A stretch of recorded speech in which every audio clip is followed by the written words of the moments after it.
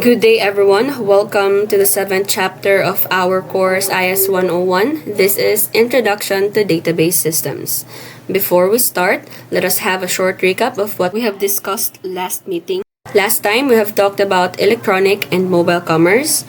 Briefly, electronic commerce refers to the buying and selling of goods and services over the internet. We have learned about the several forms or models of e-commerce, the B2C, B2B, C2C, and so on. We have learned that mobile commerce is a specialized branch of an e-commerce that happens using mobile devices like smartphones and tablets. Examples, including the mobile banking app, food delivery apps, GPS tracking, QR-based code ticketing, and contactless payments like GCash or Apple Pay. So why do they matter today? Because they provide anytime, anywhere access to products and services. Business can reach wider market at lower operational costs. Customers enjoy speed, personalization, and convenience. And of course, new business models and digital innovation continue to emerge. This time, let us talk about database systems. So here are the learning objective outcomes that you are going to acquire at the end of this discussion. Okay, so what is data management? Think about Facebook, Shopee, universities, or even hospitals. They all depend on one thing to function every single second. Tungod kay naa sila'y data. Pero si data class kay useless na siya kung dili siya arrange or wala siya na organize. Diraan na musulod si database system. But first, let's talk about what is data management. So in simple terms, data management is just like the collecting of data, the storing of data, organizing of data, protecting the data, and of course, using this data properly throughout its life cycle. So timanin na ninyo ha, si collecting, storing, organizing, protecting, and using data properly through its life cycle. Okay, think about data management like you're running a library. Diba kung katag ang libro, bisang asa lagi butang, walay label, walay record, so maglisod kag pangita kung unsa ang imuhang gusto nga libro, diba nga basahon. Same ra gihapon na with data. Kung poor ang data management, the result would be business organizations would have bad decision making, delays, and wasted resources. But if they have a strong data management, there would be fast and confident decisions, lesser cost, and accurate reporting. We have here the data management systems and their role. To implement robust data management strategies, organizations rely on data management systems or DMS, with DBMS or the data management systems being the most widely used and fundamental subset. A database management is a software system designed to facilitate the creation, maintenance, and use of database. It acts as an interface between end user or applications and the data itself. Kaya kung ikaw sa end user and you don't have a background what is database management, maglisod kag interpret kung directly ka magbasa sa table niya sa back-end. It will be hard for you to identify or read the database directly kung wala ni si interface. So mo nang naay database management system kay siya ang nag-act as an interface para sa yun na to interpret ang mga data because plus star na siya inigawa sa ato ang screen. It abstracts the complexities of data storage and provides efficient mechanisms for querying, updating, and securing information. There are different types of DBMS architectures including relational database management systems, NoSQL systems, in-memory databases, and distributed databases. So what is this relational database management system? It is a type of software used to store, manage, and retrieve data that is organized into structured tables. Each table, often called the relation, consists of rows. So si rows na siya records, and the columns has the fields or attributes. Later on, we will see an example. This tabular structure allows data to organize logically and efficiently, making it easier to access. At the heart of the RDBMS is the use of SQL or the structured query language. You will hear this more often, class, if nana mo sa third year or fourth year. It is a standardized language that allows user to perform operations such as creating tables, inserting data, retrieving information, updating records, and deleting unnecessary entries.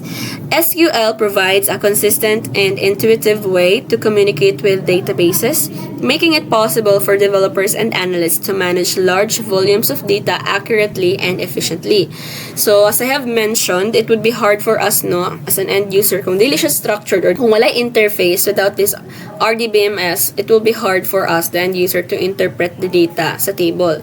Here's an example of the structure of an RDBMS. In an RDBMS, data is divided into tables that store information about specific entities. For example, a university database might include several tables such as student, courses, and enrollments. So here's a simple illustration. We have here the rows, no? I believe you can identify what is row and what is column. So these are the row, no? Kana siya. And here are our columns. So as you have noticed, our row has records. Muna siyang mga records, and these are the fields or the attributes. Kung si student ID, muna siya ang identifier bale. So para unique, always unique good na siya sa identifier. So sa example po, if we have this course table, CSE 101, CSE 198. So muna siya ang iyang course title. Again, these are the fields or the attributes, and below or the rows are the records. Description of the code goes is Introduction to Computing, and it has 3 units.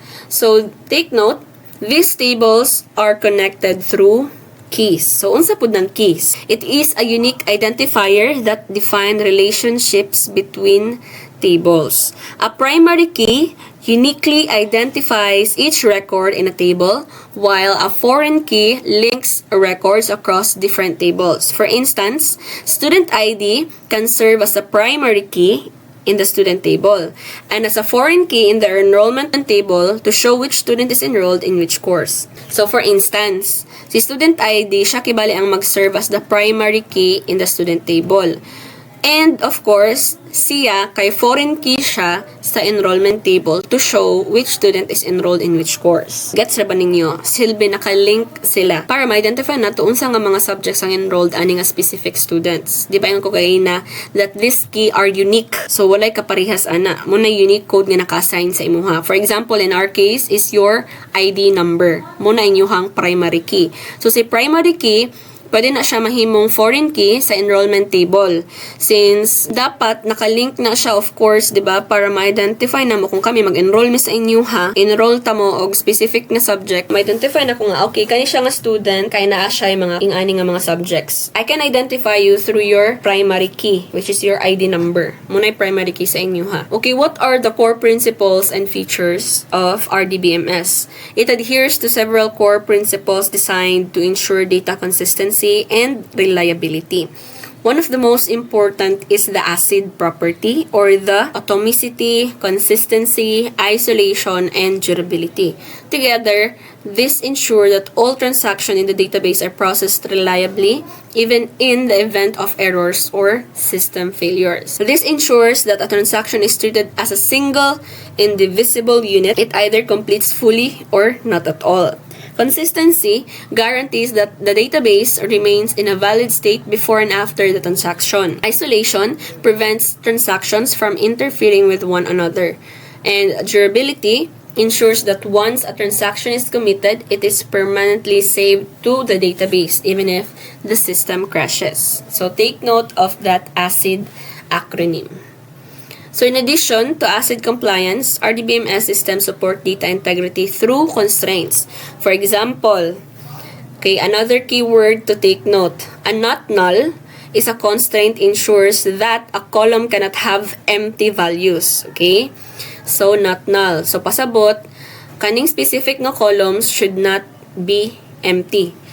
So, ang example ani no nga not null jud is kanang column sa primary key. Di gyud na pwede nga ma-empty si primary key kay unsa may identifier nimo kung wala kay primary key. Ni alisod pud kay trace if ever kung masagol-sagol na imong data didto sa mga tables. Sunod, take note of this. Another keyword is unique. A constraint ensures that all values in a column are distinct. Pasabot, dili magbalik-balik or walay kaparihas. Kana po si primary key, example po na siya, nga dapat unique na siya or distinct from one another.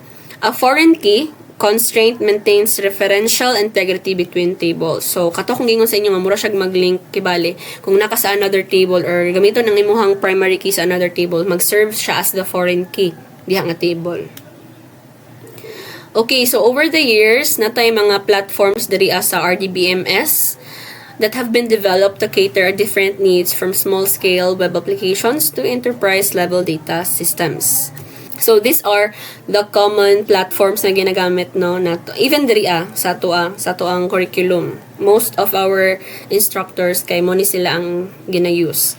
So si MySQL is an open source RDBMS widely used in the development of web, often paired with PHP and Apache. In the LAMP stack, it's known for speed, reliability, and ease of use. Since it's an open source, no, dali ra kay siya i-access.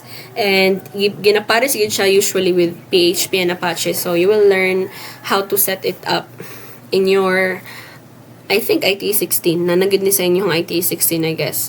Sunod is PostgreSQL. It is a powerful open source system recognized for its strict adherence to SQL standards, extensibility, and advanced data types.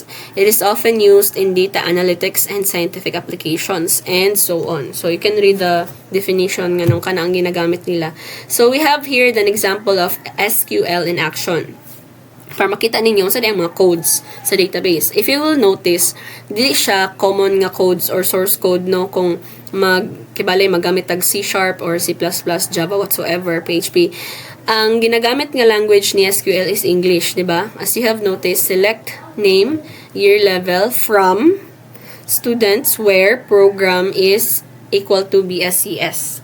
So, ang gipangitaan nga code is, nag-select nga name o gear level sa table nga students where, pasabot, kung sa siya nga column ng program is BSCS. So, muna siya no ang example sa iyang code. So, direta sa NoSQL databases. Si NoSQL databases is an acronym for Not Only SQL. Muna ng NoSQL or Not Only SQL. This emerged as an alternative class of data storage technologies designed to accommodate the dynamic and large-scale data requirements characteristic of web-scale, mobile, and big data applications. So here are the structural, paradigm, and data models. So NoSQL systems are typically categorized in four major structural archetypes. So we have here the model, which has the key value store, the document-oriented database, the column family store, the graph database, and the core structure is data stored as pairs of unique keys and associated values, and so on. So usually, si key value, ginagamit siya sa caching, session management, configuration storage. Si document-oriented database, mas ginagamit siya sa content management, e-commerce catalogs, and user profiles. Si column family store, mas ginagamit siya sa time series data or large-scale analytics or telemetry. The graph database, mas ginagamit siya sa social networks, recommendation systems, and knowledge graphs. I will skip this one. Kindly familiarize terminologies kay magawas gyapon siya sa inyong quiz. As well as this one. Okay, kana pod, padarapod na. As well as this one. Okay, let's talk about in-memory databases. In-memory databases, as organizations increasingly rely on real-time decision-making and data-driven operations, the demand for instantaneous data access has intensified. So, the traditional disk-based database management systems, while reliable and persistent, are constrained by the latency of secondary storage access. To overcome this limitation, the IMDBs have merged as a transformative data management paradigm. The IMDBs store the entire dataset or significant portions thereof directly in main memory or the random access memory rather than on our disk. By doing so, they achieve orders of magnitude improvements in data access speed, query, response time, and transactional throughput. This architectural shift aligns with the evolution of modern computing infrastructure characterized by abundant memory capacities, distributed cloud systems, and real-time analytics requirements. So we have here the primary data store resides in volatile memory, while persistent storage is used only for backup, logging, or recovery purposes. So mo ni siya ang core architectural component sa IMDBS. Siya ang main memory storage engine, siya ang nasa persistent layer, nasa compression and compaction, and data partitioning. So kani si main memory storage engine, tanan active data or structures kay gina-maintain siya sa RAM. Persistence layer, na lang siya mga periodic snapshots and transaction logs. So makabantay mo unsay mga history niya or katong mga transactions nga nahitabo sa transaction logs. Si compression and compaction kay iyang gina-reduce ang footprint and optimizes memory utilization. Since, di ba, usahay, makabalot sa atong history nga, okay, dire ko gikan, ani nga site, kay pag-type ni mo, mugawas na siya ang katong same nga first letter. So, si compression and compaction, ang giyahang ginabot is gina-reduce niya ang footprint para mas ma-utilize na to ang memory since maka-consume ang putog memory ang atong footprint. Si data partitioning, ang iyahapod is gina-divide niya ang large datasets across nodes to facilitate distributed in-memory computing. Here is the disk-based systems follow the traditional input-output path. So that is the I/O, no, or input-output path. First, dito siya sa disk. And then, mosulod siya sa operating system buffer, the database buffer, and then the query engine. In contrast, in-memory database, remove the I/O bottleneck. So, dali na lang kaayo siya, no? Like, gikan sa memory, diretso na siya sa query engine. Kung nakabantay mo, diri sa disk-based system, taas pa kaayo siya gagian. From disk to OS buffer, database buffer, usa pa siya makaabot kang query engine. Pero, si in-memory database, gitanggal ni niyang input-output bottleneck, which is makakos siya dugay, kay diretso na siya from memory to query engine. This eliminates mechanical latency, enabling sub-millisecond query response time. Kung makabantay mo, kung mag-query mo, na ipaspas ra kaayo, it's because siguro ang gigamit niya kay in-memory database. Mas dali man siya. Okay, so here are the core principle of in-memory database. It is volatile. The data is durable via persistence mechanism. They have optimized indexing, compression, and data encoding. And of course, optimized indexing. So here are the feature and capabilities, no, of IMDBS. So kindly read on that na lang, no, as well as this one. Okay, let's talk about the distributed database or the DDB. It is a collection of multiple logically interrelated databases that are distributed across different physical locations such as multiple servers, sites, or data centers and connected by a network. So here are some features of a DDB. Data is stored across multiple sites, possibly in different geographic locations for performance, availability, or resilience. So in case of emergency, no, if my data loss, so there would be chances na pwede pa nila ma-access in other sites since naka-locate man siya in a multiple geographical location.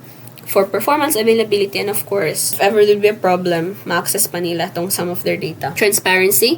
A key design goal is to hide the complexity of distribution from the user. And here are the advantage of transparency that comes in several forms. Location transparency. Users don't need to know where the data resides. Replication, transparency. Users aren't aware of how many copies exist. Fragmentation and transparency. Users see data as a whole even if it's divided into fragments. Concurrency, transparency. Multiple users can access data simultaneously without conflicts. And lastly, we have the failure transparency. The system continues to work even if some sites fail. So, mato kong gingon kagaina.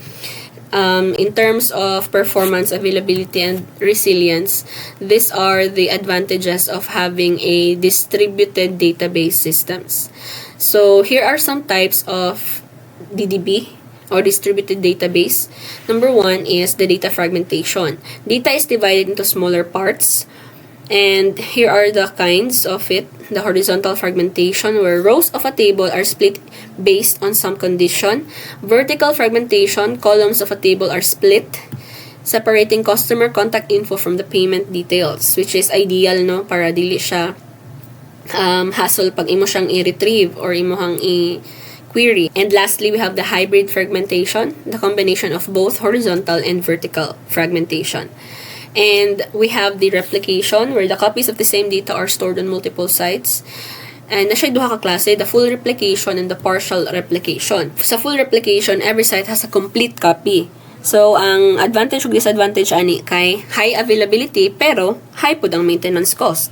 Sa partial replication, only some sites store specific subsets para ma-balance between performance and overhead. So, kani basahan na lang ninyo ning architectural models of DDB and the advantages of DDB as well. Here are the challenges of DDB. Kindly read this na lang. Here are some example technologies of relational database management system and NoSQL systems. Okay, let's proceed to the value of database systems in project management. Unsa di ka importante si database systems when it comes to project management? So, as I have mentioned in our previous topics class no nga, as an IS professional, you're not just limited to being a manager or kanang programmer, developer of a web-based or UI UX developer designer. You can also be in the project management. Most of you should be in this field, you know, si project management. In order to have an edge to your competitors, you should have an advanced skill in terms of database systems. So, unsa di ka importante si database systems sa project management? Number 1 is project data repository.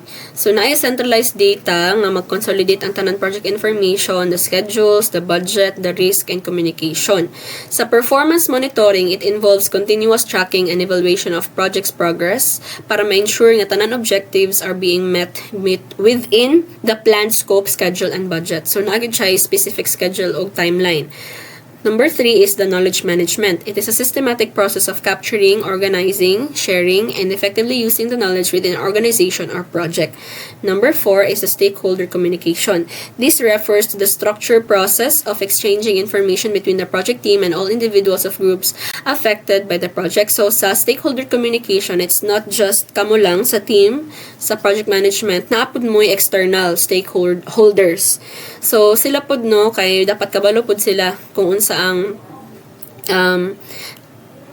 dapat kabalo pod sila sa mga transactions mo nang there will be exchange of information good between you and the stakeholders. Number 5 are the integration with enterprise systems. So, kanis enterprise system is very common naman na discuss na sa topic 1 and so on sa midterm mostly. So, this involves connecting project management tools and data repositories with broader organizational platforms such as ERP, CRM, HRM, and so on. So, here are also the challenges in data management. Kindly read this as well.